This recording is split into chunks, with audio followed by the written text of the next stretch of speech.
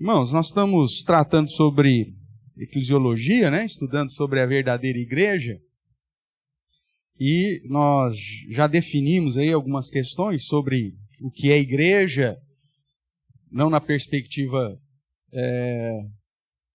da instituição ou do local, mas na visão bíblica, né? Também tratamos sobre respondendo, né, a quantas igrejas, tratando da questão da unidade dessa igreja como sendo igreja de Cristo. Vimos também, dentro desse ponto, algumas questões didáticas relacionadas ao estudo da igreja, sobre a igreja visível, invisível, militante, triunfante, né? Tratamos semana passada, onde vimos que nós que aqui estamos ainda, fazemos parte tanto da igreja visível quanto invisível, né? E os eleitos verdadeiros fazem parte também da igreja enquanto vivo militante, aguardando aí a transferência para a igreja triunfante, né? Segundo o cuidado do Senhor. Tem gente que não quer essa transferência para tão logo, né? Mas o apóstolo Paulo diz que é infinitamente melhor estar lá, né? Mas enquanto está aqui, então vamos militar, vamos trabalhar. Então essa é o foco que nós trabalhamos. Aí começamos a semana passada a tratar sobre as características da verdadeira igreja. Porque você há de convir comigo, inclusive tem aquele folheto, né, que nós já mencionamos, que a maioria conhece, e até se não me engano, acho que tem ainda lá na sala da Junta Diaconal. Depois pegado lá, que está lá guardado, acho que umas 2 semanas atrás eu vi lá, da Ampli, uma caixa que está escrita Ampli, não sei nem com quem que estava isso, mas eu vi lá. Ah, então é isso, estava com a mocidade. Então, depois aí eu vou disponibilizar para os irmãos estar relembrando, né? Por que existem tantas igrejas? E afinal de contas, irmãos, eu escrevi aquele artigo lá já faz uma década, pelo menos. A previsão, acho que dele era agora, em 2025, se não me engano, chegarmos aí a 350 mil denominações, só no Brasil, né? Então, você tem a Igreja Presbiteriana do Brasil, é uma denominação, né? Aí você tem a Igreja Presbiteriana Independente, você tem a Igreja Batista, não sei das quantas, aí eu estou falando de registros de igrejas, 350 mil denominações. É um negócio assim, absurdo, porque cada denominação, qual que é a prerrogativa? Cada denominação ela tem uma confissão de fé, ela tem uma base doutrinária, ela tem algo que ela defenda e que, muito provavelmente, se ela é uma denominação que não se enquadra com a outra, ela tem as suas particularidades. Então, considerando isso, nós poderíamos dizer que a igreja cristã, pelo menos é assim que ela se apresenta, tem 350 mil pontos que elas não conseguem concordar entre si. Porque é o que justifica a existência de uma outra denominação, né? Se ela é igual, não tem porquê dela simplesmente ser uma outra denominação. É lógico que você vai levar, mas pastor, é a questão também da vaidade humana, né? Então, o cara, às vezes, as igrejas têm até a mesma concordância, mas o cara não quer estar debaixo da liderança de A, B ou C, aí o cara faz a igreja dele. Mas o que eu quero chamar a sua atenção é que existem muitas igrejas. E aí a questão que, além disso, dentro das denominações, as igrejas locais têm as suas particularidades, né? Se você pensar no universo aí da Igreja Presbiteriana do Brasil, que não é um negócio tão grande, né? Nós não somos, de longe, não somos a maior denominação do país, apesar de ser a mais antiga, né? E aí dentro da própria Igreja Presbiteriana, eu não tenho os dados recentes aí, mas considerando pontos de pregação, congregações, igreja, talvez estejamos aí entre 12 a 15 mil, né, igrejas locais no Brasil inteiro. não sei se você já teve a oportunidade de viajar em férias, alguma coisa assim, ou mudou recentemente, você vai procurar uma igreja presbiteriana e, de repente, você chega dentro da igreja presbiteriana e você descobre que, isso é igreja presbiteriana? Será que eu vim no lugar certo? Não tem nada a ver. Aí você pergunta, viu, o que é presbiteriana? Né? Porque tem, lembra da campanha publicitária, né? Acho que é... Ah, tá, o Márcio já deixou lá, irmãos. Eu estou falando desse panfletinho aqui, tá? Falei 350? Aqui é 300 mil igrejas. E, segundo os dados na época, quando eu pesquisei, cada dia são registradas 12 igrejas. Né? Então, uma estimativa aí meio absurda. Aqui, ó. A previsão é que em 2022, então nós já passamos, essas 300 mil igrejas, que era na época que eu escrevi aqui, chegasse a 575 mil igrejas. Eu vou depois pesquisar qual que é o que o IBGE, né? A previsão, se ela confirmou ou não. Mas o que eu estava te falando é que mesmo dentro de uma denominação, igrejas locais, você chega lá e a igreja não parece igreja presbiteriana. Pelo menos com aquilo que você está acostumado. Então, você fala, aqui é presbiteriana, né? Aí o cara fala, presbiteriana, é presbiteriana do Brasil. Meu Deus, diferente demais. Por que isso acontece? Primeiro, por causa das liberdades, né, que as igrejas têm, mas o fato de que, infelizmente, apesar de ter uma denominação histórica, que existem os símbolos de fé que deveriam determinar o padrão dessa igreja, tanto teológico, confessional, constitucional e também litúrgico, e o modo de funcionamento, as igrejas, cada uma, os conselhos cada vez mais infiéis às doutrinas, à confissão, à constituição e à liturgia da igreja, vão inventando um negócio novo. Quer ver um exemplo bem clássico, tratando da igreja presbiteriana? Você já foi em alguma igreja presbiteriana do Brasil que tem pequenos grupos? Alguém já tomou conhecimento disso? Já? Levanta a mão aí, só para ter uma ideia aqui. Pequenos grupos. Sim? O que é pequenos grupos? São reuniões menores, né? Realizadas geralmente por regiões aí, que engloba lá as pessoas de determinada região para fazer uma reunião semanal, com confraternização, um estudo bíblico, alguma coisa assim. Né? Dentro da perspectiva confessional, constitucional da igreja, existe pequenos grupos? Não existe pequenos grupos.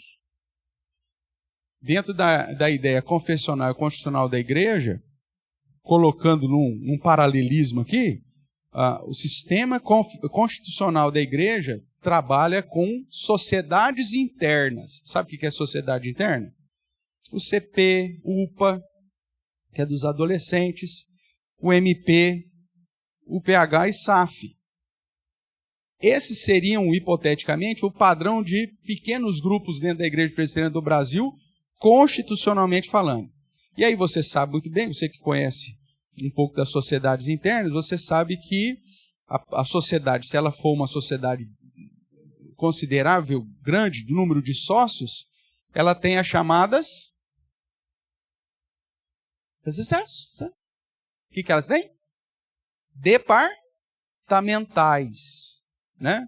A nossa SAF não é tão grande assim, mas o que seriam as departamentais dentro da sociedade interna? Vamos dividir. O pessoal que mora naquela região lá, então vai participar da reunião lá, fica mais perto, mais próximo, e da região daqui vai ter o departamento tal. Aí põe os nomes bonitos, né? Departamento Esther, departamento Filhas de Zelofiade. Cada departamento dá o seu nome criativo, e aí então reúne No caso da SAF, as mulheres daquela determinada região, o PH pode sim fazer, Então, esse é o sistema, é o modelo oficial da igreja. Só que hoje você vai em 80% das igrejas presbiterianas, eles pegam o modelo batista. Isso que eu falo. O batista que quer vir para a igreja presbiteriana, meu irmão, é muito bem-vindo. Mas você tem que entender que quando você vem para a igreja presbiteriana, você não é mais batista, Zé. Brincar aqui com o presbítero, né? Você veio da igreja batista, né, Juliano? Então, você continua batista dentro da igreja presbiteriana? Se você continua batista, você tem que voltar para a igreja batista. Não... Aí o cara quer vir para a igreja presbiteriana e fala, mas eu não aceito aliança. Eu não sou aliancista. Eu não aceito batismo infantil. O que você veio fazer aqui? Confusão?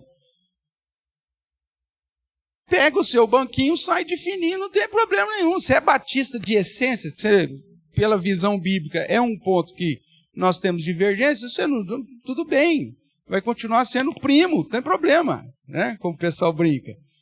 Né? Mas é irmão em Cristo, vamos para o céu do mesmo jeito.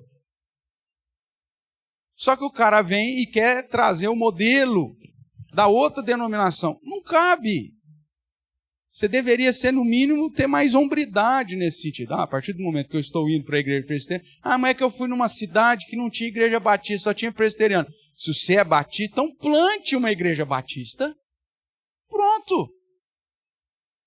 Ou se eu sou presbiteriano, chego numa cidade não tem igreja presbiteriana. Plante uma igreja presbiteriana. Quem sabe Deus te levou para lá para fazer isso? Porque vai chegar um momento que não vai ter como você adaptar. O problema é que traz esses modelos que não são nossos, historicamente. Aí começa a fazer os pequenos grupos. Os pequenos grupos não é por faixa etária, então vai ter gente das famílias reunidas, né? E aí, geralmente, já vivi isso acontecer, o cara marca, inclusive, primeiro o pequeno grupo, no dia que tem atividade na igreja. Aí o que acontece? Você mina a força da igreja. E não são poucas as vezes que esses pequenos grupos acabam rachando a igreja e desses pequenos grupos formando outras igrejas e até outras denominações, porque quebrou-se uma das características principais da igreja, que é a docência. E a docência na igreja está em crise, irmãos. Nós estamos vivendo um momento de quebra dessa marca, quebra dessa autoridade. E é o que nós vamos estudar um pouquinho hoje. Para você entender um pouquinho a complexidade do tema e o quanto isso tem pulverizado e aquilo que deveria ser um elemento para a unidade, quando ela é desprezada, acaba pulverizando, e aí então a igreja se divide, mesmo sendo da mesma denominação, mesmo tendo os mesmos documentos históricos para definir a constituição, a confissão e a liturgia dessa igreja. Né? Quer ver um outro exemplo? Esse aqui eu não posso deixar de passar. Culto infantil. Dentro da confessionalidade presbiteriana, existe divisão de culto? Não existe. Dentro da Constituição, existe? Não. Dentro do princípio litúrgico, existe? Não. Nossos documentos dizem que o culto é a reunião de todos os crentes em Cristo com seus filhos menores. Isso é culto. Por que filhos menores, pastor? Porque mesmo eles estão dentro da aliança, a gente não sabe se são crentes ou não são. Eles vão ter que professar a fé depois. Mas é a reunião de todos os membros com seus filhos menores ou crianças sob a sua guarda. Tudo bem? Então esse é um padrão confessional. Aí você vai para a editora presbiteriana. A Igreja Presbiteriana do Brasil tem uma editora oficial. Aí você vai lá dentro do material da editora presbiteriana, tem lá liturgia para culto infantil. Algum batista miserável que entrou lá na editora. No mínimo. Espera aí, confessionalmente, nós vamos gastar dinheiro, tempo, pagar o salário de alguém para produzir um material que é contra a nossa confessionalidade? Olha que coisa maravilhosa. Eu banco um funcionário, não é um só, é uma equipe, eu banco lá um grupo de funcionários para produzir um material contrário à minha confessionalidade. Por que eu faço isso? É demanda, é questão comercial. As igrejas estão pedindo para que tenha um programa do litúrgico para culto infantil. Então, já que é uma demanda, é uma questão comercial, então a gente produz. Amanhã depois, se alguém começar a pedir uma demanda para fazer meditação de yoga para a igreja presbiteriana, nós vamos produzir um material assim também? É contra a nossa confessionalidade. Mas veja, até vai aqui a minha crítica, né, para o conselho editorial, apesar de eu respeitar muito o reverendo Cláudio Marra, o Marcelo Smith, são pessoas que eu tenho profundo respeito, mas eu acho que está sendo muito mais inclinado para uma questão comercial do que de fidelidade, que era o propósito da editora. A editora só vai produzir material de cunho reformado dentro do sistema presbiteriano. Ponto. Essa é a missão da editora. Para mim está muito bem claro o que ela vai produzir e o que não vai produzir. Pastor, vamos editar um livro do Paulo Coelho lá pela editora presbiteriana? Tem como você fazer um negócio desse? Não tem como você fazer um negócio desse. Pastor, tem como nós publicar o gibi do Chico Bento lá pela editora presbiteriana? Não, meu amigo, a missão da igreja não é essa. Então, pastor, tem como publicar lá um material de liturgia para culto infantil? Para as igrejas aplicarem no culto infantil? Não, vai contra a nossa confessionalidade. Deveria ser algo simples. Mas o negócio está tão dominado, irmãos, que até as instituições que deveriam ser guardiãs, né, e apoiar a docência, já se contaminaram. Para não dizer se venderam, porque se é uma questão simplesmente comercial, então se venderam. Né? E isso é terrível. E aí o que acontece? Você pega assuntos teológicos, leva para o Supremo Concílio, quem que vota? Presbíteros regentes, que na maioria das vezes não têm conhecimento doutrinário suficiente. Você pega lá, historicamente, a nossa confissão de fé de Westminster. Há uma discrepância, agora, historicamente, eu não vou lembrar, mas posso estar falando o número errado. Mas por 6 anos, já vi documento falando de 121, já vi documento falando de 151.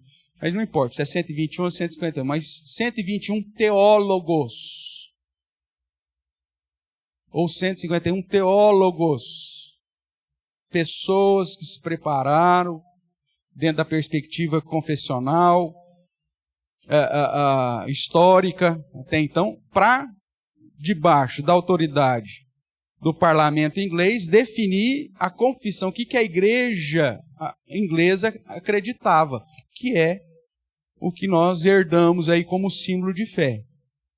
Não chegou para a igreja lá, pessoal, novos convertidos, gente que está chegando agora, ou mesmo pessoas que foram eleitas, mas que são novos na fé, e falam, gente, vamos definir a nossa confissão de fé. Não, meu amigo, são 6 anos debruçado, exaustivamente, lógico que teve um momento de interregno, mas ali, 121 que seja, pessoas preparadas, capacitadas para definir uma confessionalidade para a nossa igreja. Por que se fez isso? Por que não pegou qualquer um para fazer? Porque são pessoas que foram preparadas, ordenadas, capacitadas para aquilo. Aí hoje o que acontece? Você pega o artigo 25 da nossa Constituição, que deixa claramente as esferas de atuação da igreja presbiteriana. A esfera de docência, de regência e de beneficência. São 3 áreas de funções. E aí ele vai dizer assim, no artigo 25, na esfera de docência, você tem os ministros da palavra, os pastores, ou chamados presbíteros docentes. Para a esfera administrativa ou de regência, você tem os presbíteros regentes. E para a esfera de beneficência, você tem os diáconos. Tudo bem? Tá. Esse artigo 25 é o que me dá o direcionamento de todas as questões que a Constituição vai tratar depois. Então, qualquer assunto dentro da igreja que trata de docência, na esfera de docência, quem são o grupo responsável, segundo o artigo 25, para tratar de assunto de docência? Os presbíteros docentes, os pastores, os ministros. Para questões administrativas de regência, os presbíteros. E para questões de beneficência, os diáconos. Só que aí o que acontece? Como vai passando o tempo, as pessoas vão diluindo o entendimento da lei. Então o que acontece? Hoje assuntos que são extremamente relacionados à docência são tratados de igual forma pelo presbítero regente, que não foi preparado para isso. Se ele teve um bom pastor, uma boa escola dominical, né? Se ele correu por fora, ótimo. Pode ser que ele seja melhor, inclusive, que o pastor. Só que ele não foi ordenado para aquilo. Tem um âmbito aqui espiritual que não dá para você mudar na canetada. E que a igreja tem negligenciado e por isso ela tem sofrido. Então, essa é uma das marcas, né, que nós vamos trabalhar aqui. Então, você tem, dentro da verdadeira igreja cristã, nesse universo de 575 mil, vamos imaginar que o IBGE acertou aqui a previsão, como que eu sei a igreja que eu estou indo é uma igreja verdadeira? Primeiro, pregar os ensinos, ou pregar e ensinar os oráculos de Deus para o ajuntamento e aperfeiçoamento do santo. Pregação fiel, é o que nós vamos trabalhar hoje. A segunda marca, administrar os sacramentos instituídos pelo Senhor Jesus Cristo, batismo e santa sede, de um modo correto. Nós vamos estudar isso mais para frente. E a terceira marca da verdadeira igreja é uma igreja que aplica a disciplina eclesiástica para a manutenção da pureza da comunidade. Então, essas são as três marcas da igreja. Pregação fiel, administração dos sacramentos e aplicação da disciplina. A maioria das igrejas que você vai hoje, pegando de trás para frente, não existe mais disciplina, nem de ensino, nem de púlpito mais. Porque é proibido falar de pecado. A maioria das igrejas hoje, o conselho que deveria cuidar das questões administrativas, se mete nas questões de docência, nos miseráveis, homens que são. Porque se eles tivessem a capacidade de cuidar das questões dele, as nossas igrejas estariam com os alvarás em dia, com o bombeiro em dia, os extintores estariam dentro da validade. Isso é questão administrativa. Os funcionários seriam bem remunerados, cada um sabendo suas funções. Teria saída de emergência.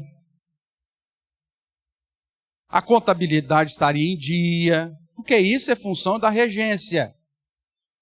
Vai para as igrejas e pergunta se está tudo certo. Não está. Por quê? Porque o presbítero, que era o responsável para tratar, uma das esferas dele é a regência, que é administrativa, o cara não corre atrás disso. Só que aí ele se mete no quê? Na docência. Pastor, aqui o senhor não pode pregar contra pecado, porque senão o senhor vai constranger o nosso público. Porque o cara já entendeu que aqui é um comércio. Você é o público. Você não é ovelha mais. Então, você é o cliente. E ele se colocou na postura de patrão, porque é ele que paga o salário do docente, então ele se coloca no patrão. Pastor, então o senhor não vai pregar mais sobre pecado. Divórcio, o senhor não pode falar, nós temos muitas pessoas divorciadas, então toda vez que o senhor fala de divórcio na igreja, cria um constrangimento para os irmãos que já, infelizmente já estão na terceira, quarta esposa, né? Então fica mal, né? Então o senhor não fala disso de jeito nenhum, porque fazer o quê? Tá? Então o senhor está proibido. Então o cara começa a se meter naquilo que não tem. E a disciplina eclesiástica, que é uma das marcas, falou, aqui nós não disciplinamos ninguém. O cara está em pecado, deixa ele lá. Um dia, o Espírito Santo vai tocar-lhe. Olha que pietismo. É uma piedade muito grande. Só que o problema é que uma vez tentaram fazer essa piedade com Deus e Deus não aceitou. Deus chega para o rei e fala assim, pede um sinal, que eu vou te mostrar quem que eu sou. O cara era picareta, né? Eu estou falando lá de Isaías, capítulo 6. Você tem o chamado de Isaías, um pouco antes aí. Você tem a promessa da virgem.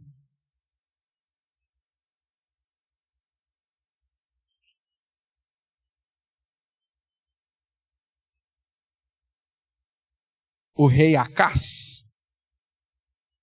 Né? E aí Deus chega para ele e fala assim, pede-me um sinal. Porque o cara era tranqueira. Aí ele fala assim, longe de mim, Senhor. Eu de jeito nenhum. Isso é uma falsa piedade. Deus te manda fazer um negócio e você pega, e é mais justo que Deus, mais piedoso que Deus. Não, eu, Senhor, de modo nenhum. Aí Deus fala, para você saber que eu sou Deus, que eu comando todo, então eu vou te dar o sinal. É o que acontece muitas vezes na igreja.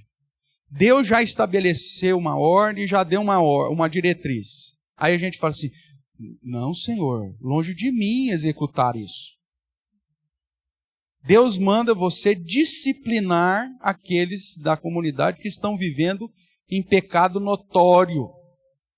Aí você fala, longe de mim, Senhor. Sou tão pecador quanto, como eu vou aplicar disciplina sobre o meu irmão, coitadinho, tão pecador quanto eu e eu quanto ele. Não, se o senhor quiser, o senhor aplica, eu longe de mim. Deus te mandou, miserável. É uma ordem explícita sobre a liderança da igreja. E aqui não é só docência e regência, porque aqui eles exercem de modo juntos. O pastor e os presbíteros exercem o governo e a disciplina na igreja. E aí o pastor falou, nós temos uma situação fulano tal, nós precisamos aplicar uma disciplina sobre coisa. Aí os presbíteros, não, pastor, de jeito nenhum, não, pastor, não vamos fazer isso, nós vamos constranger a família. É um dos maiores dízimos da nossa comunidade, se a gente fizer isso, nós vamos perder o dízimo. Olha que miserável. E aí ele perde a marca da verdadeira igreja.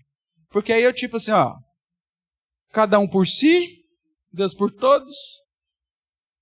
Você não precisa se preocupar de prestar conta para ninguém. Vai vivendo a sua vida aí, o importante é que você está aqui. Eu não vou falar de pecado, não vou falar de nenhuma prática tal. Minha boca fica costurada, amordaçada, porque eu não posso mais exercer minha função. E aí a igreja, por não aplicar a disciplina, acaba perdendo a primeira marca dela, que é o quê? Pregar e ensinar os oráculos de Deus com fidelidade, para o aperfeiçoamento dos santos. E aí, como eu não disciplino ninguém, a aplicação da Santa Ceia ou dos sacramentos, o que vai ser? Eu vou estar aplicando, vou estar oferecendo a administração do sacramento sobre gente que era para estar impedida de participar do sacramento. Estou sendo fiel na administração do sacramento? Sim ou não? Não, já perdi tudo. Mesmo sendo uma igreja que pode estar escrito lá, Jesus, o amor da minha vida, eu te amo, Jesus, pode estar escrito o que for. Não é uma igreja verdadeiramente cristã. Porque ela vendeu as marcas, que é aquilo que caracteriza. Ela perdeu essas características e ela deixou de ser igreja. Vamos lá, vamos entrar então na primeira marca. Pregar e ensinar os oráculos de Deus para o ajuntamento e aperfeiçoamento dos santos. Vamos lá. Esses textos iniciais aí. Você está em Isaías, que eu havia mencionado, provavelmente você abriu. Se você tiver em Isaías, vamos ler primeiro Isaías 59.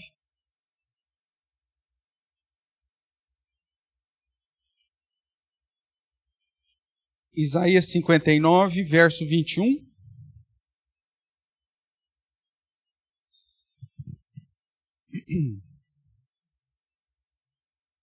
São vários outros textos, nós vamos pegando à medida que a gente for estudando, tá? Mas inicialmente esses três aqui. Então Isaías 59, 21 diz assim: quanto a mim, esta é a minha aliança com eles, diz o Senhor. O meu espírito que está sobre ti e as minhas palavras que pus na tua boca não se apartarão dela, nem da de teus filhos, nem da dos filhos dos teus filhos, não se apartará desde agora e para todo sempre, diz o Senhor. Então, a ideia de que a palavra precisa ser mantida, não só para aquela geração, mas para os filhos e para os netos. A pregação fiel das Escrituras, irmãos, é uma das marcas da verdadeira igreja de todos os tempos. Sim ou não? Então tá. Então é essa pregação. Como que Deus estabelece isso? Vamos lá. Efésios, capítulo 4, verso 11. Como a pregação é visando o ajuntamento, o aperfeiçoamento dos santos, aperfeiçoamento aqui você entende por santidade, por lealdade, por fidelidade, né? No serviço ao Senhor. O cara aperfeiçoado é aquele que faz o que a Bíblia manda o cara fazer. Então a pregação tem que ter esse objetivo. Então veja aí, para que isso aconteça, para que todos cheguem à unidade da fé, ao pleno conhecimento, né? Ao aperfeiçoamento, então o que Deus fez? Todo mundo abriu aí? Efésios 4? Verso 11. E ele mesmo concedeu uns para apóstolos, que o termo aqui, apesar de aplicar para os apóstolos, que era ainda o momento, né, da história, mas também é traduzido como enviados, missionários. Então ele mesmo concedeu uns para apóstolos, outros para profetas, e aqui profeta não é no sentido revelacional, mas no sentido de aplicar a palavra de Deus. Porque lembra que nós estamos aqui no momento que o período profético, revelacional, já tinha acabado. Jesus é a expressão exata do ser de Deus. Nos últimos dias nos falou pelo Filho. Ponto, acabou. Então toda a questão revelacional é de Cristo. Por isso que Apocalipse é revelação de Jesus Cristo. O último. Ninguém acrescenta nada, ninguém diminui nada. Lembra disso? Então, profetas aqui refere-se tanto à ideia de que ele estabeleceu o profeta revelacional durante a história da igreja, mas que essa função ainda permanece quando do exercício da pregação da palavra de Deus. Quando aquele que foi designado para tal função chega e fala assim: irmãos, anda direito, senão Deus vai pesar a mão. O que ele está fazendo? Está jogando praga? Não, ele está sendo profeta. Porque a palavra de Deus revelada já diz que se você não andar direito, Deus vai pesar a mão. A Bíblia inteira fala disso. Se não agora no juízo final. Mas isso é uma palavra profética. Tudo bem? O que mais? Outros para evangelistas e outros para pastores e mestres. Com vistas ao quê? Ao aperfeiçoamento dos santos. Para o desempenho do seu serviço, para a edificação do corpo de Cristo. Até que todos cheguemos à unidade da fé, ao pleno conhecimento do Filho de Deus, à perfeita varonilidade, à medida da estatura, da plenitude de Cristo. Para que não mais sejamos como meninos, agitados de um lado para o outro, levados ao redor por todo o vento de doutrina, pela artimanha dos homens, pela astúcia que induzem ao erro. Então veja, Deus estabelece a palavra como sendo a base para a manutenção do seu povo. Não só para o povo em questão, mas para os filhos e para os netos. E para que esse aperfeiçoamento aconteça, ele estabelece funções diferentes. Tudo bem? Uma das doutrinas importantes que eu tenho ressaltado contigo é a chamada sacerdócio universal dos crentes. O que o sacerdócio universal dos crentes diz? Que eu e você somos iguais. Todos nós somos sacerdotes. O que é isso? através de Cristo Jesus, nós temos livre acesso ao Pai. Tudo bem? Então, nós temos esse livre acesso ao Pai pelo novo e vivo caminho que Cristo abriu pelo seu sangue. Você não precisa da figura sacerdotal para que ele te introduza na presença de Deus. Você pode falar com Deus diretamente. Tudo bem? Tá. Agora, o fato da doutrina universal, do sacerdócio universal dos santos, ela só diz que eu não tenho mais nenhum mediador humano para com Deus. Porque Jesus é o sumo sacerdote. Lembra que nós estudamos? Da ordem de Melquisedeque?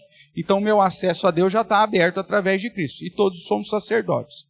Mas o fato de dizer que você é um sacerdote em Cristo exclui as funções que Deus estabeleceu para o aperfeiçoamento do corpo? O que você acha? Obviamente que não. Porque se assim tivesse desprezado isso, então não precisamos ter igreja. Não tem que ter igreja organizada. Porque se todos somos sacerdotes, temos livre acesso a Deus, por que eu preciso de igreja? Por que eu preciso de missionários? Por que eu preciso de profetas? Por que eu preciso de evangelistas? Por que eu preciso de pastores e mestres? É todo mundo sacerdote. Porque uma coisa é uma coisa, outra coisa é outra coisa. O livre acesso a Deus está pautado na ideia de que eu sou sacerdote. Por isso que o pastor não é ungido. O sacerdote era ungido. Derramava lá o óleo, consagrando ele. O rei. Lembra disso? Então, eles eram ungidos. Hoje não. O pastor, ele é o quê? Ordenado para exercer uma função. Seja de profeta, seja de evangelista, seja de apóstolo, na ideia, não em uma situação superior. Aqui essas posturas aqui não é de superioridade, são funções diferentes. Evangelistas, pastores e mestres. Mas de um grupo que recebeu aquilo que Paulo vai chamar a atenção de Timóteo de santa vocação. Nós temos a vocação, que é o chamado pela graça de Deus para a nossa conversão. Todos nós fomos vocacionados, eleitos antes da fundação do mundo, mas chamados, vocacionados num determinado momento da nossa história. Ótimo. E dentre esses que foram eleitos, separados e vocacionados, Deus traz uma santa vocação, que Paulo vai dizer lá em Timóteo, que seria o quê? Um chamado para exercer essas funções que ele estabeleceu para o aperfeiçoamento da igreja, para que todos cheguem à unidade da fé e ao pleno conhecimento da verdade. Então, esses são chamados para exercer funções. Vou pegar aqui um exemplo. O pastor. Então, ele teve a vocação que o salvou, que o chamou para ser membro da igreja, né? Como você também. Só que ele teve um chamado para exercer uma dessas funções. A função dele, seja qual for aqui dentro dessa divisória, veja, é tudo no mesmo patamar, ou tantos outros títulos que a Bíblia vai chamar ao pastor, é para que ele, no exercício dessa função, tenha a autoridade de ensinar as Escrituras para você, para que você chegue ao pleno conhecimento. Ah, mas lá no Antigo Testamento não diz que agora ninguém vai ensinar mais ninguém, pastor? Porque o Espírito Santo vai... Sim, não estou falando na perspectiva que eu estou usando a posição ou de sacerdote ou do próprio Espírito Santo de Deus. Mas essas funções não foram dirimidas dentro da igreja ou excluídas da igreja porque elas ainda são necessárias para o aperfeiçoamento dos santos.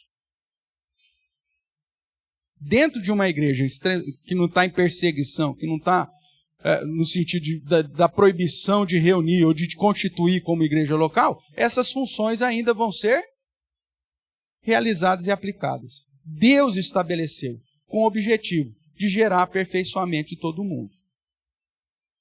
Então, a minha função, que é aquilo que o artigo 25 lá que eu citei da Constituição, né? Na área de docência, pastores. Na área de regência, presbíteros. Na área de beneficência, diáconos. Tudo isso baseado nas Escrituras. Você pega Atos, você vai ver a instituição lá dos diáconos para tratar das questões da beneficência, porque os apóstolos, que eram a questão da docência, falaram assim, ó, não nos convém deixar o ministério da palavra e da oração para servirmos à mesa. Lembra disso? Ou não? Sim ou não? Sim. Então, qual que era a função dos apóstolos? Que era ali, o que seria a mesma função que hoje os pastores exercem, os presbíteros docentes exercem. Ministério da palavra e oração. Nossa, pastor, mas eu também posso orar. Claro, você é um sacerdote, você pode orar. Mas é minha função exercer o ministério da palavra e da oração. Tem um pastor que diz assim, um teólogo, né, que diz que o pastor tem que entender que a oração é o serviço dele.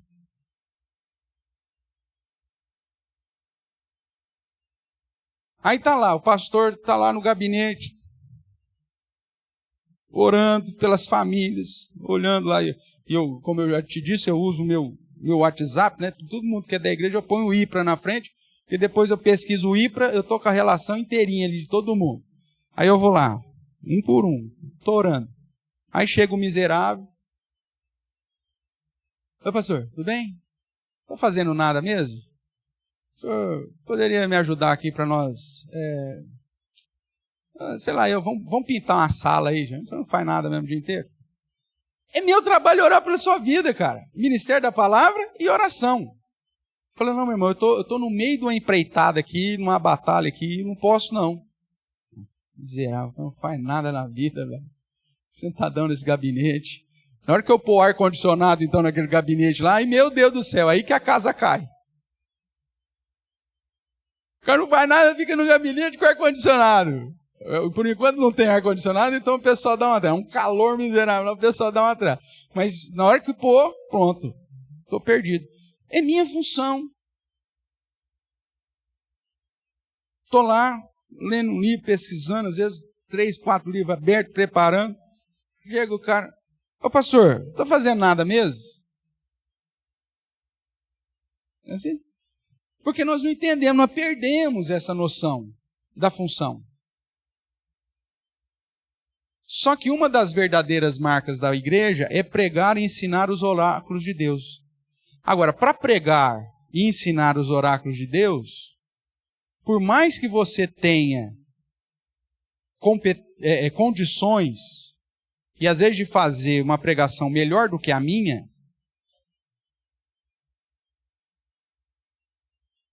não é isso que conta.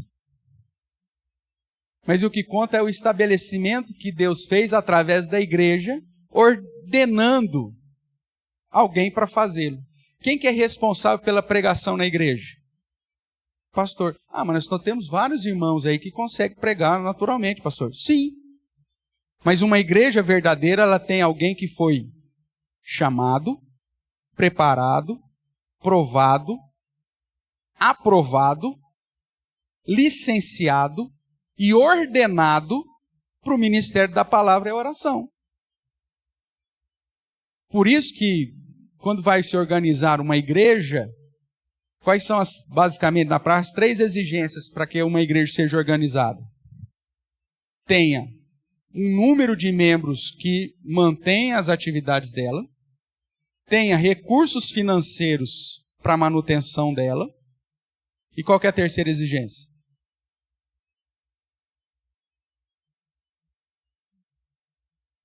Tem que ter o pastor. Podemos organizar uma igreja com presbítero regente?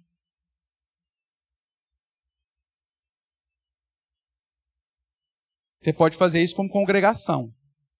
Nós vamos começar uma congregação e nós vamos deixar um presbítero regente lá, assumindo a responsabilidade pastoral. Mas beleza, a igreja cresceu, o presbítero regente fez um trabalho excelente, Deus abençoou, a igreja está lá cheia de membros, financeiramente tranquilo, construiu um templo maravilhoso.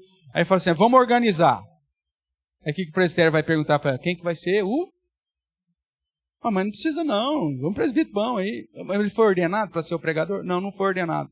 A ordenação dele é para ser presbítero regente, não é para ser presbítero docente. Vou te contar uma história particular. Meu sogro dirigiu uma congregação por mais de 20 anos. Sustentou que hoje é a terceira igreja presbiteriana de Barretos. Antigamente era chamada Igreja Presbiteriana Frigorífico. Foi uma igreja muito forte, como os trabalhos do frigorífico, a colônia do frigorífico quase faliu, então o pessoal mudou para a cidade e a igreja quase fechou. Meu sogro tem um vínculo familiar, né, porque os pais da minha sogra foram os zeladores dessa igreja. Então, não, vamos assumir aí, nós vamos manter esse trabalho. Manteve lá mais de 20 anos lá com um grupinho de irmãos. A cidade cresceu e voltou a atingir a região que é do frigorífico. Está cheio de casa para todo lado. Ótimo. Começaram a evangelização, a igreja voltou a crescer. Beleza, vamos organizar a igreja. Aí falaram assim, o presbítero Dimas, mais de 20 anos aqui, então ele que vai ser o pastor da igreja? Não, meu amigo, você é presbítero? Regente. Tem que ter alguém que foi ordenado para isso. E já passaram pastores lá, que na comparação, meu sogro prega 10 vezes melhor que o cara. Mas não é a questão da capacidade. É a questão da ordenação, da competência. Ele não é competente para ser o pastor, para ser o presbítero docente. A competência dele é na regência. E aí o que fizeram? Para organizar a igreja, tiveram que convidar um e designar um pastor para lá. É isso que se está perdendo. Eu não estou falando, irmãos, que os pastores são melhores dos outros. Não é isso. Mas o fato espiritual dele ter tido uma ordenação faz dele o pastor, o mestre ou o profeta daquela comunidade. Se você gosta ou não dele, aí é outros 500. Mas espiritualmente esse é o padrão. Vamos caminhar mais um pouco aqui. Vamos lá para Mateus 28, que é um texto conhecidíssimo.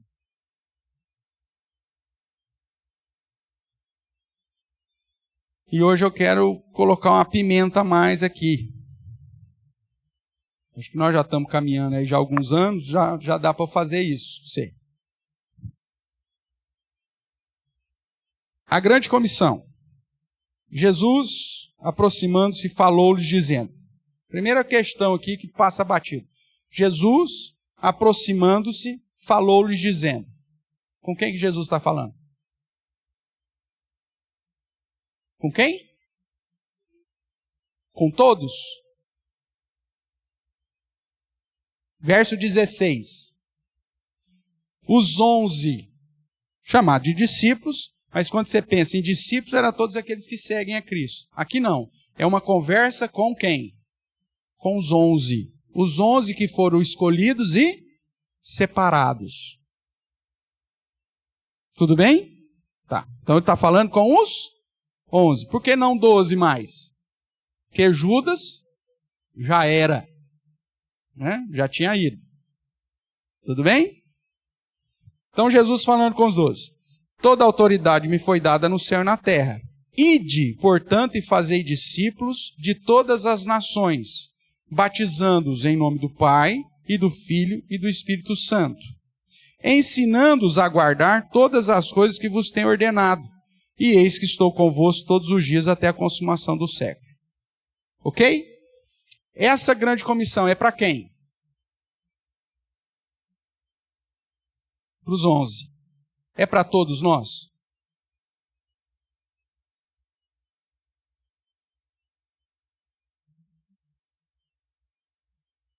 Sim? Quem acha que é sim? Levanta a mão.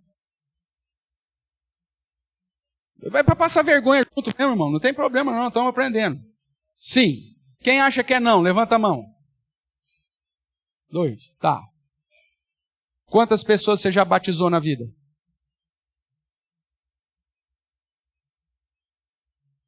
Você que levantou a mão dizendo que sim. Quantas pessoas você batizou na vida? Por que você nunca batizou ninguém? Porque essa palavra não é para você. É para os 11 escolhidos e que depois passa para aqueles que receberam a santa vocação e que foram ordenados pelo presbitério. Pastor, mas qual que é a base bíblica então para dizer que todo crente é missionário e tem que pregar e fazer discípulos? 1 Pedro.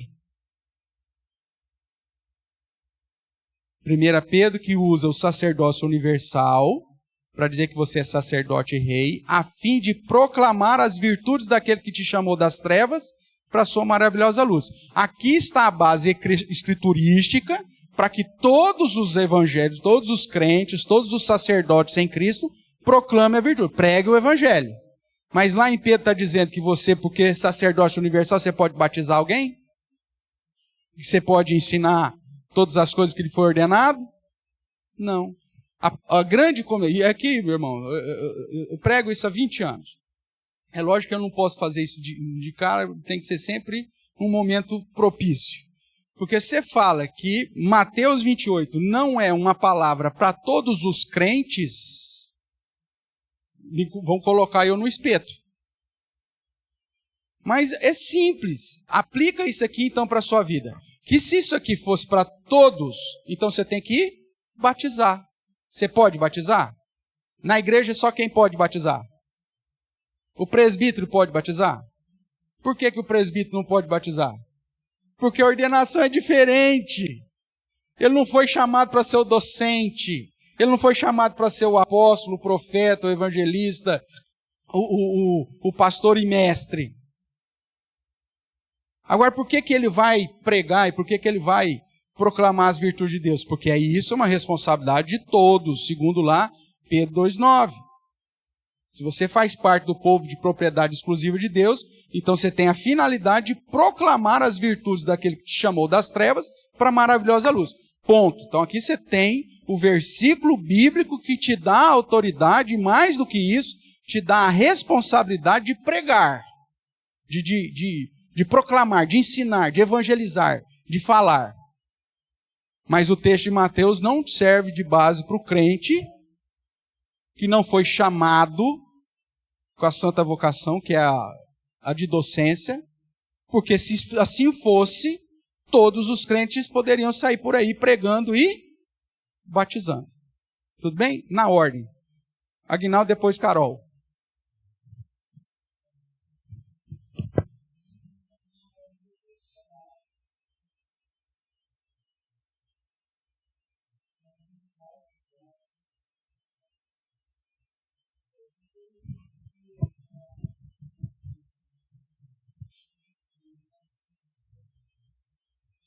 Tá, vamos.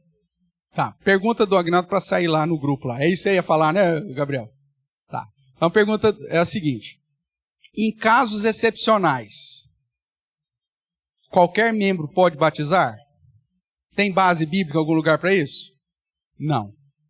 Ah, mas você tem Filipe, que era diácono, e ele batizou o eunuco.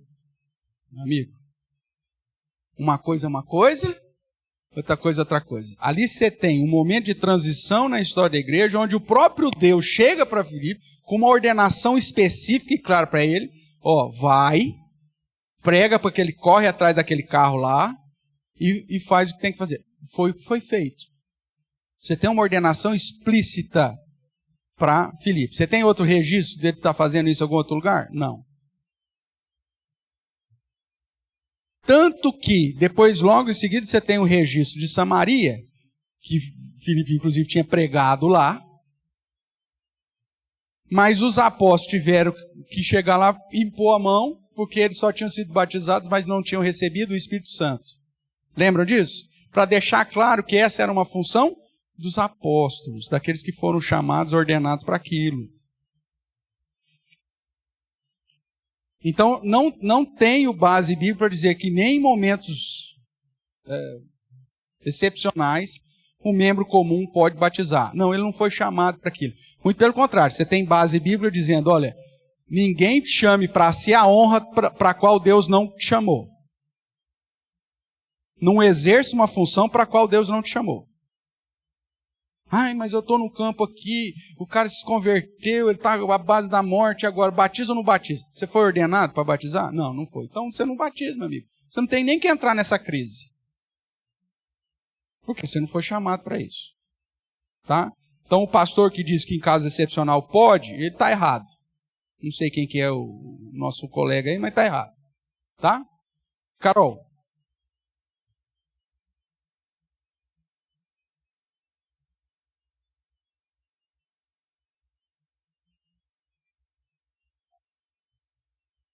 Ótimo. A pergunta da Carol para o pessoal do lá. Na ausência de um pastor,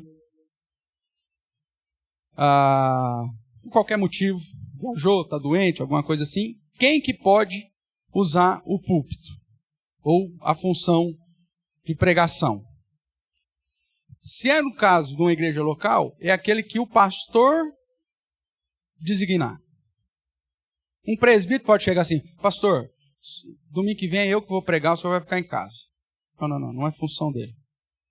Se ele o fizer, ele está buscando exercer uma função para a qual Deus não chamou. Tá? Então, todo aquele que usa a docência quando o pastor não está, o faz debaixo da indicação do pastor. Pode ser até um membro, se o pastor confiar, pode ser. Tá? Agora, está debaixo dele.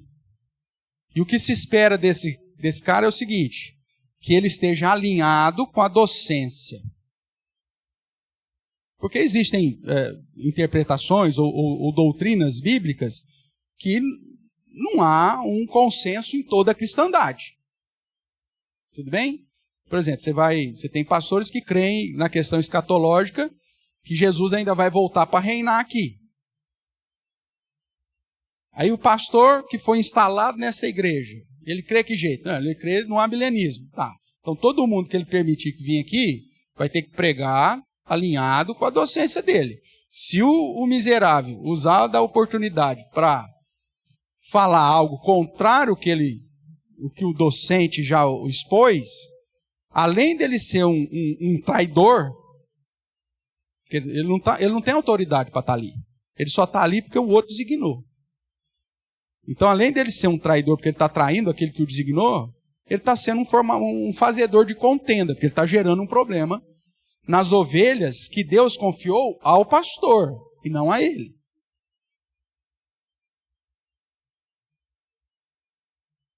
Sim, o ideal seria isso, a não ser que você conheça o cara, que você já discipulou, ele já ouviu, igual aqui, eu dei um curso, tem um curso, a pessoa faz um curso, sabe qual que é a minha linha, a pregação expositiva, quer dizer, todas as ferramentas necessárias já foi dado para o cara. Então o que eu espero? Que aquele que for usar da palavra use dentro das ferramentas que eu já ensinei para ele.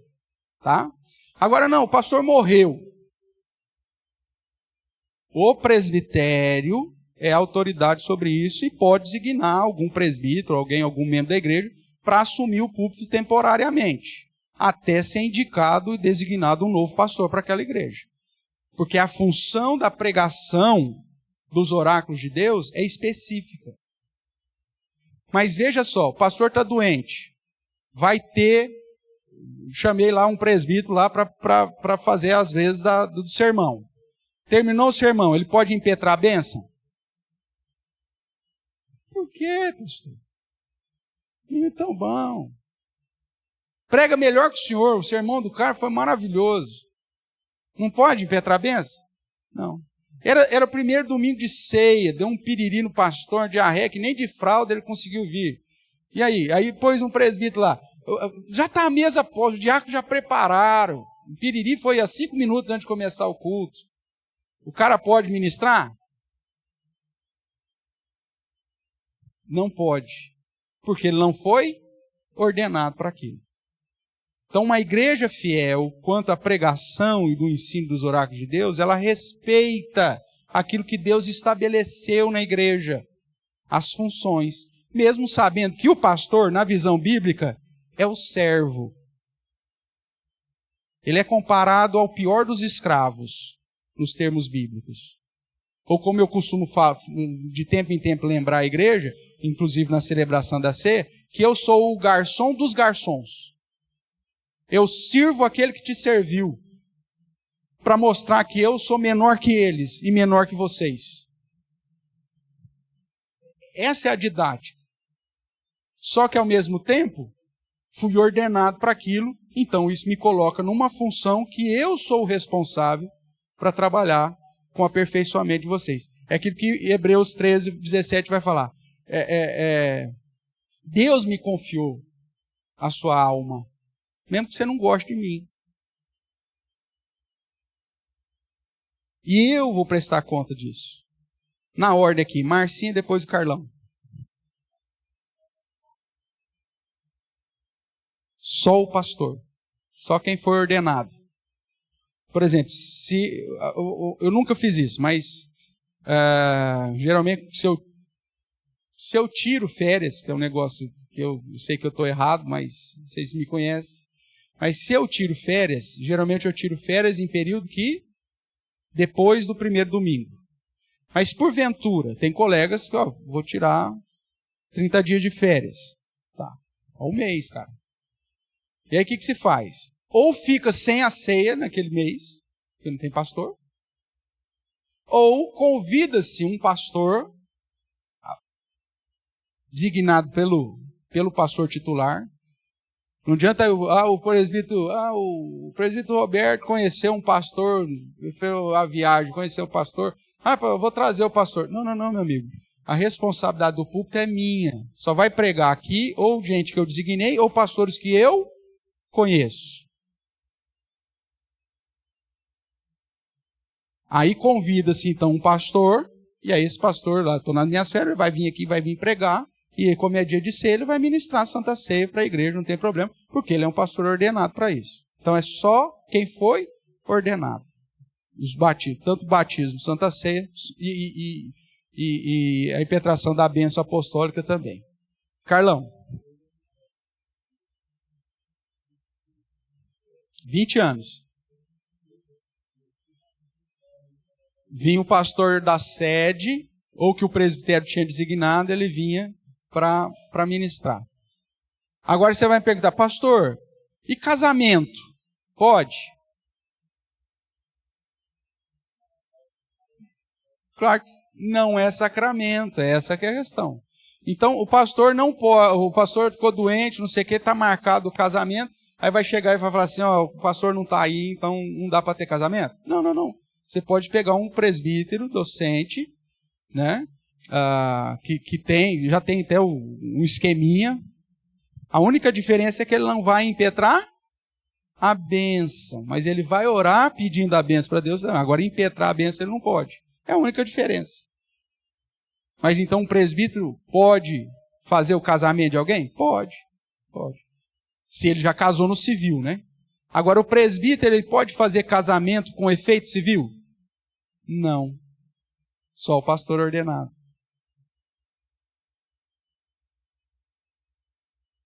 Porque há diferença nas funções. Irmãos, isso aqui é tão básico dentro da carreira cristã que já gerou tanto problema desde o começo. Lembra de Simeão? Abra sua Bíblia lá em Atos. Pela sua cara você não lembra.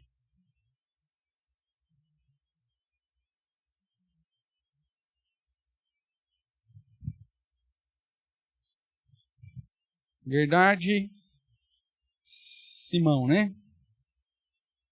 Vamos ver aqui.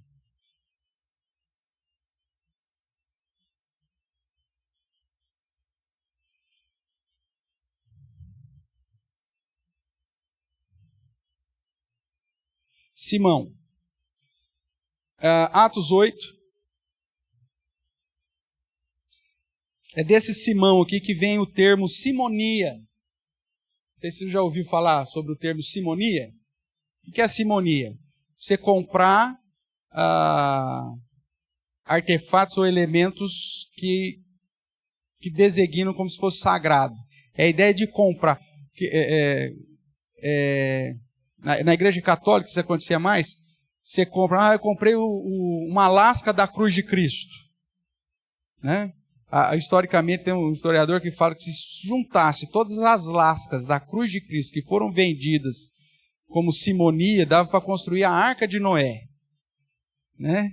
Então, simonia é isso, é a compra de objetos sagrados. Vem por causa desse Simão aqui, ou Simeão, tanto faz que eu expresso.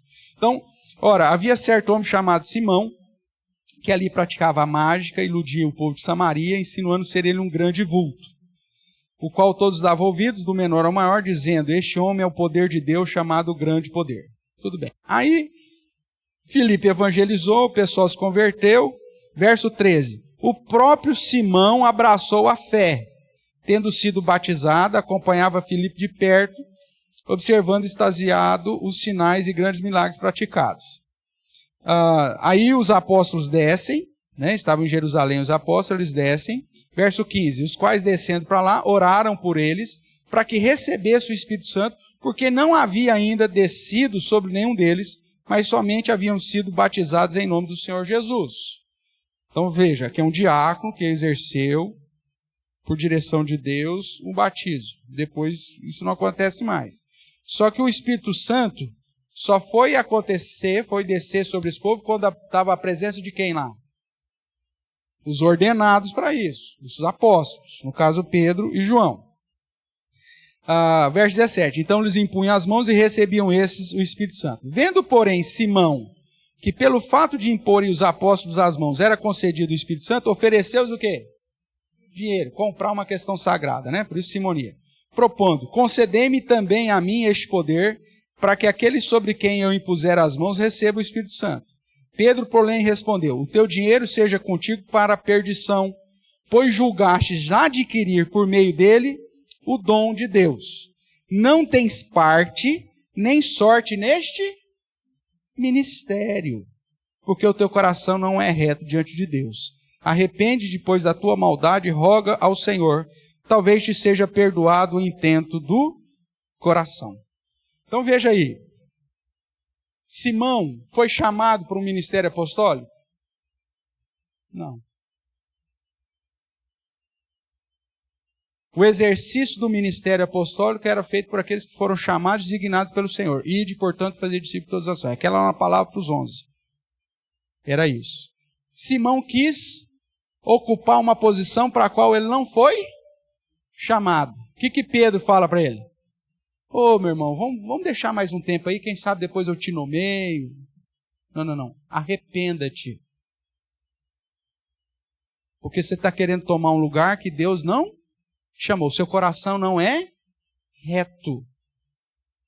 Quando você tenta usurpar uma função para a qual você não foi chamado, meu amigo, o seu coração não está sendo reto diante de Deus. Veja, não estou falando aqui de capacidade. Você pode ser melhor do que qualquer outro pastor, até mesmo eu e qualquer outro pastor. Mas a questão não é se você é melhor, se você tem mais ou menos capacidade. A questão é, Deus te chamou para esse ministério?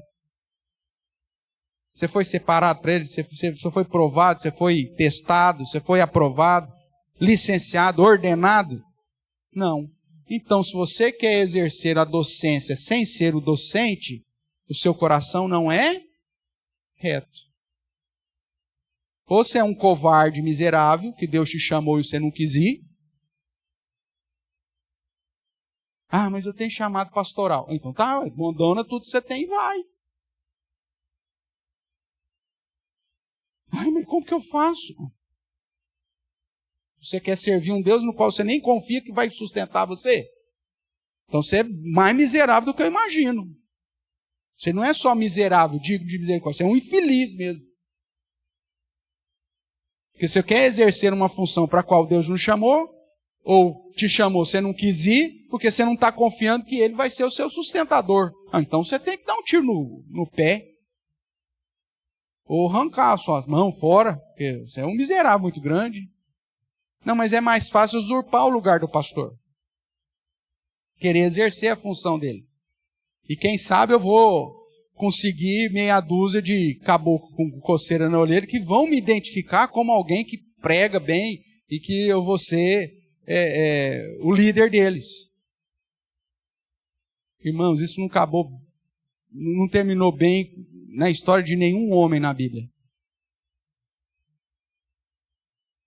Vou repetir aqui para ficar claro. Nós vamos ainda caminhar com isso aqui mais tempo, mas só para você ter uma ideia.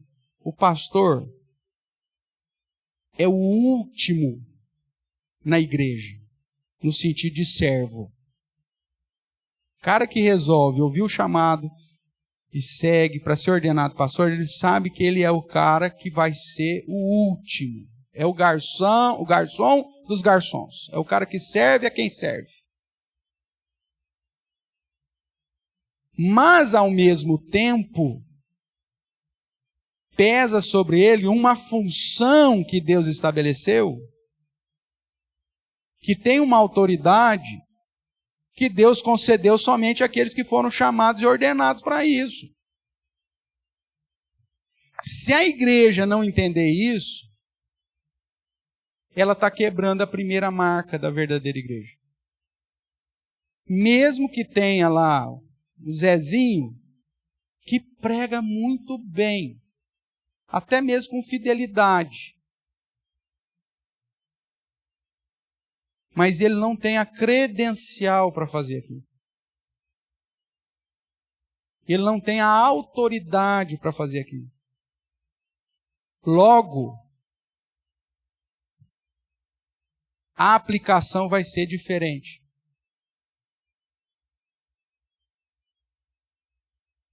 Por quê? Porque o sindicato dos pastores definiram que era assim. Primeiro, não tem nem sindicato de pastor, porque pastor não é considerado nem profissão, nem trabalho, né? É ofício, é ministério. Mas Deus estabeleceu na igreja, com fim a te aperfeiçoar, para o seu crescimento.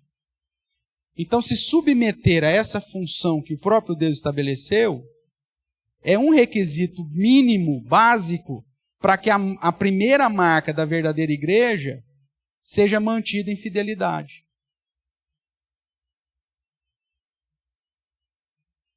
Vocês estão vendo, nós estamos acompanhando esse processo dos meninos aí nessa vocação, nessa santa vocação, né? Que é o Lucas e o Samuel.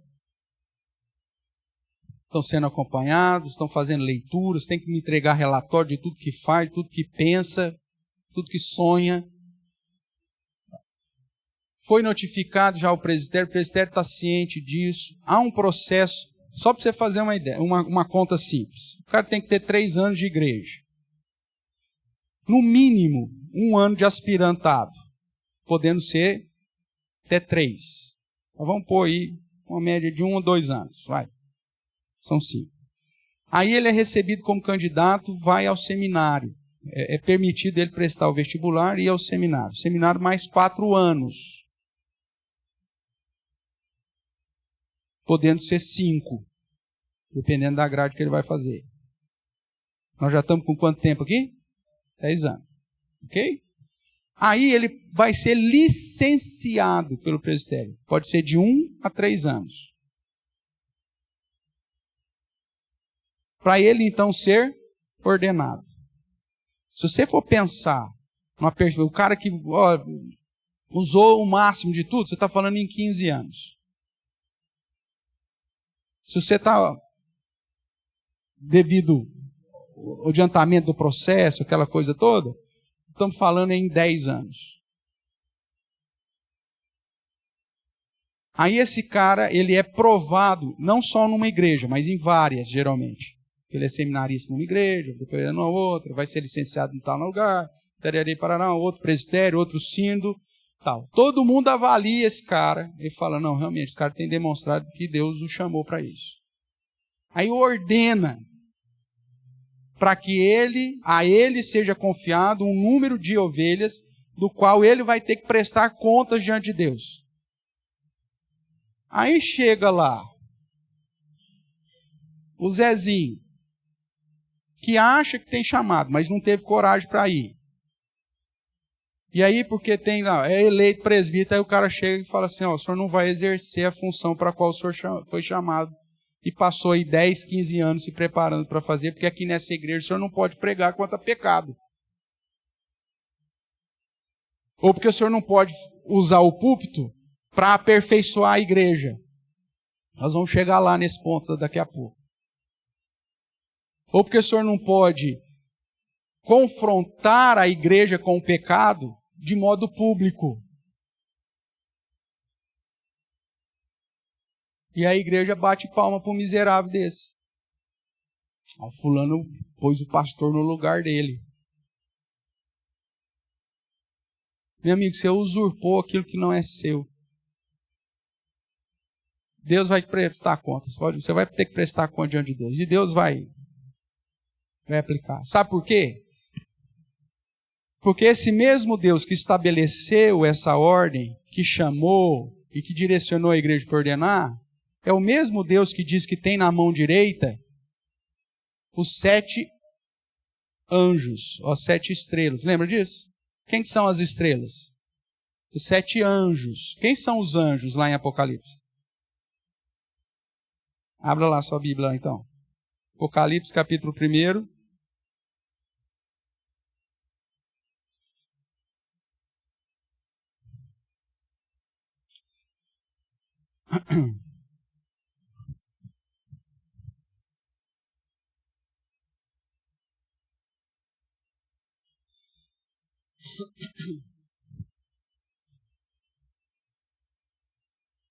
Você vai ver que ele vai tratar aqui do verso 9 até o final, capítulo 1, sobre a visão do Cristo glorificado.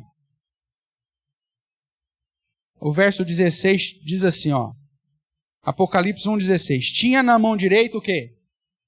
7 estrelas. E lá no verso 13 diz que ele estava no meio do quê?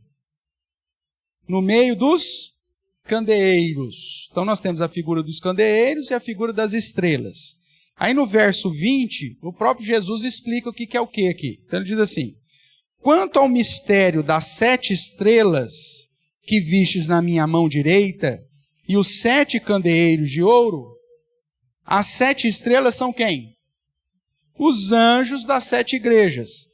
E os 7 candeeiros são quem? Tá, então as 7 estrelas são 7 anjos. Quem são os anjos? Veja aí o capítulo 2 agora. Ao anjo da igreja de Éfeso escreve. Veja o verso 8. Ao anjo da igreja em Esmirna escreve. Verso 12. Ao anjo da igreja de Pérgamo escreve. E assim vai as 7 cartas. Quem são os anjos? Pastores. O pastor é o anjo. Eu sei que não sou loiro, não tenho olhos azuis, nem asas e tal, mas biblicamente o termo usado é anjo. Por quê? Anjo significa mensageiro. O termo hebraico malak é mensageiro, que é traduzido por Malaquias. O nome Malaquias pode ser anjo, né? A ideia de mensageiro, que traz a mensagem de Deus. Os pastores são chamados nas Escrituras de anjo, porque, primeiro, está sendo sustentado por quem? Quem está na mão direita de quem?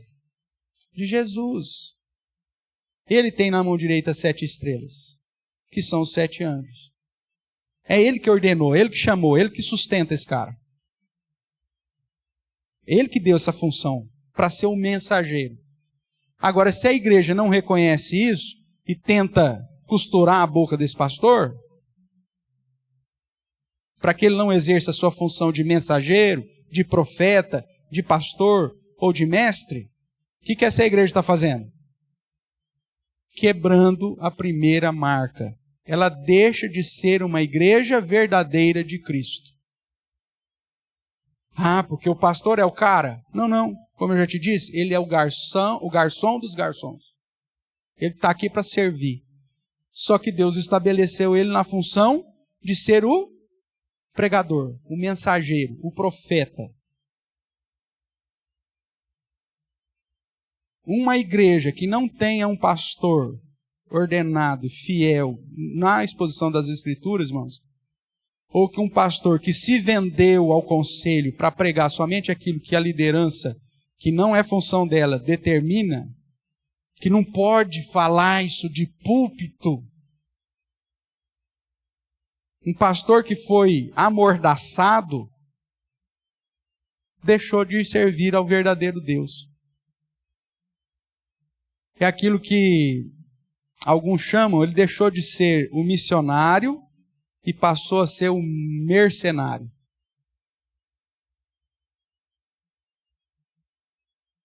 A principal marca da verdadeira igreja é você garantir pastor que foi ordenado a liberdade dele ser boca de Deus sobre a sua vida. Mesmo que doa. Mesmo que você vai sair daqui com o nariz igual uma porca. Não é nem torcido, é torneado. Porque se você não garantir a ele a função para a qual o próprio Deus estabeleceu para ele não pode te ensinar, te confrontar. Ele já não é mais um missionário, ele passou a ser um mercenário. Alguns vão tratar, né?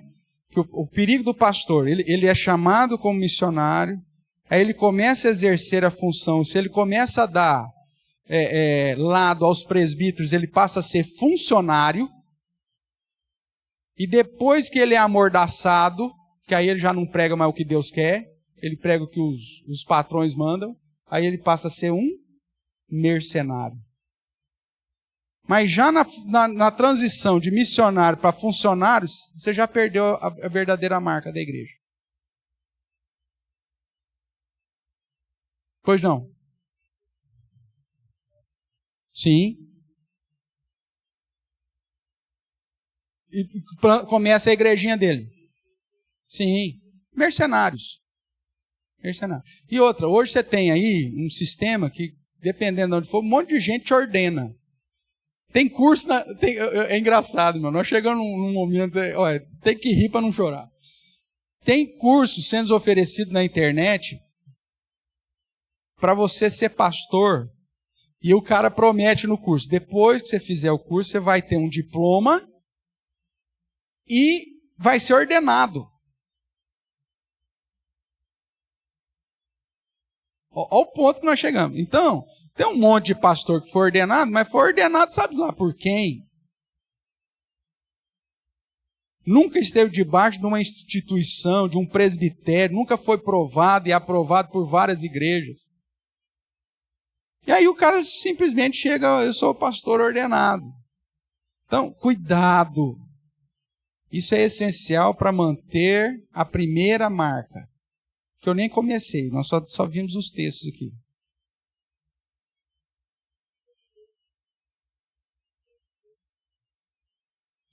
Qualquer outra denominação.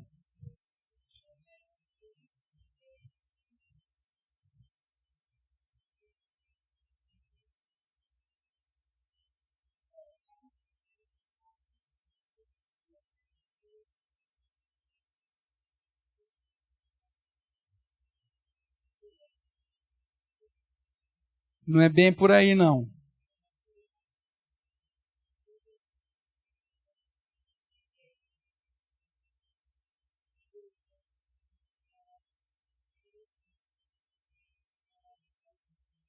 Vai estar resolvido o problema.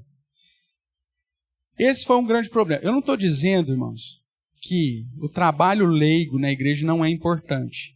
Claro que é. Eu não consigo ser professor da escola dominical das 7 classes que nós temos. Tem condição? Não tem. A não ser que a gente marcasse o domingo, fala, das 7 às 8 eu vou tratar com os adultos, das 8 às 9 com os jovens, das 9 às 10 com adolescente, das 10 às 11 com juniores, assim até criança. Não tem. Eu preciso de pessoas que estejam debaixo do meu ministério pastoral para me auxiliar no exercício da docência. Agora, o fato de eu ter esses auxiliares não faz deles ordenados para o exercício da docência. Eles o fazem debaixo da minha ordenação. E é isso que a igreja tem falado. Aí o que acontece? Quando a igreja começou a enviar leigos para funcionar como pastores ordenados, que é o que aconteceu principalmente com as denominações pentecostais, é que você começou a enfraquecer a primeira marca da igreja, porque aí qualquer um, sem ser provado, sem ser chamado, sem ser aprovado por igreja nenhuma, às vezes aprovado pelo pastor, porque é o pastor dessas igrejas pentecostais, quem ordena outros pastores? É um presbitério? Como é o padrão bíblico, que Paulo fala lá para Timóteo, você recebeste ordenação via presbitério? É o presbitério que ordena? Não, é um pastor local. Então eu sou o pastor presidente da denominação, fui com a cara desse cara aqui, porque ele é um cara que eu acho que ele não vai se levantar contra mim. Então falou, você vai ser ordenado pastor. E aí eu ordeno pastor. A partir de amanhã, o Osiel é pastor. Mas quem que ordenou? O pastor ordenou o pastor. Não é assim, meu amigo. Desde o princípio você tem os concílios, o concílio de Jerusalém, você tem os presbitérios depois formados, como um instrumento para avaliar, questionar e tudo mais. É votado, irmãos. Voto secreto, inclusive, para aprovar ou não o cara ser ordenado. Para ninguém se sentir constrangido para falar, não, eu acho que o cara não é. E nos presbitérios você tem, por exemplo, as reuniões privativas, que se reúnem só os membros do presbitério para avaliar teologicamente as exposições e as experiências espirituais do cara. A cada dia esse negócio tem enfraquecido mais. Antigamente as sabatinas eram um negócio extremamente complicado. Você ia sabatinar o cara para ver se ele tinha realmente condição. Quando eu fui para ser ordenado, as minhas sabatinas eram sabatinas de horas. Hoje, os pastores são ordenados com 2, 3 perguntinhas. Isso é uma vergonha para a igreja. Mas por que tem feito isso? Porque tem desprezado a função que Deus estabeleceu. Irmão Ricardo, para a gente terminar.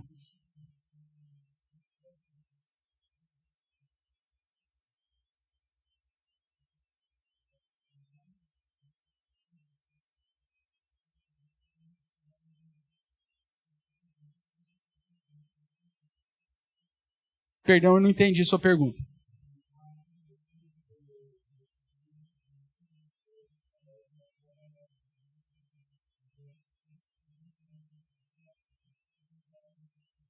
Também, mas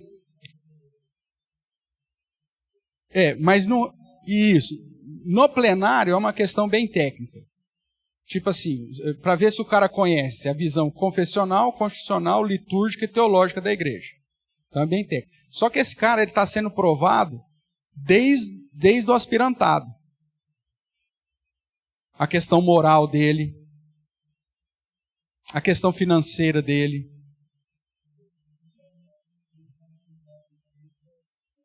Não, é do começo ao fim.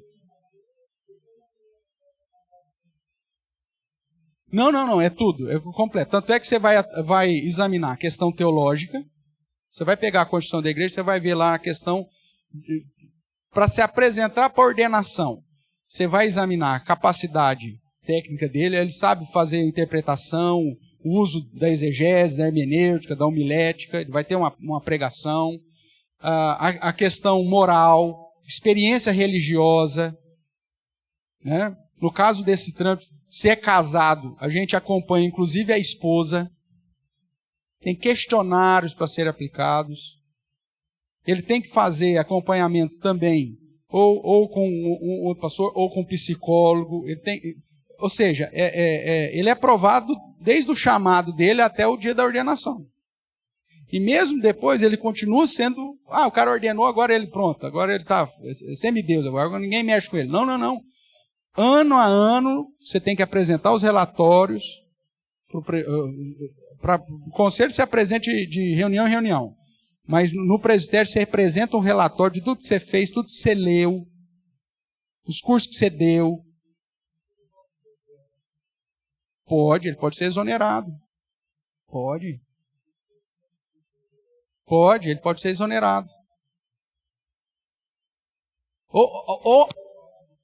Sim, não só exonerado, ele vai ser despojado. Dependendo do grau que ele faça, que quebre os princípios, ele é exonerado da função, não é mais pastor, e despojado. A sua ordenação está sendo cancelada. Você não é mais pastor. Então, existe isso.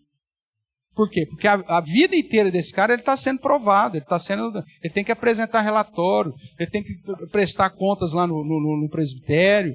Se tem alguma, o cara tem que provar por que ele fez, por que ele deixou de fazer. Não, a vida inteira esse cara está sendo provado. E se ele pisar na bola no exercício pastoral, ele corre o risco de perder. Né? Perfeito. Um dentista, CRO, vai lá e caça o diploma dele, o CRM vai lá e caça o diploma dele. Sim. Então com o pastor também funciona. Só qual que é o órgão que faz isso? O presbitério. Não é a igreja, não são os presbíteros regentes que vão fazer isso. Em relação ao pastor, é o presbitério que vai tratar disso. Se ele foi despojado, o processo tem que começar do zero. É lógico, vai ter que fazer seminário de novo, vai ter que fazer todo um processo, vai ser restaurado, a igreja vai licenciá-lo de novo, o cara vai ficar lá 3 anos sendo observado, é um processo, no mínimo, aí de uns 5 anos para o cara voltar. Aí tem todo esse processo.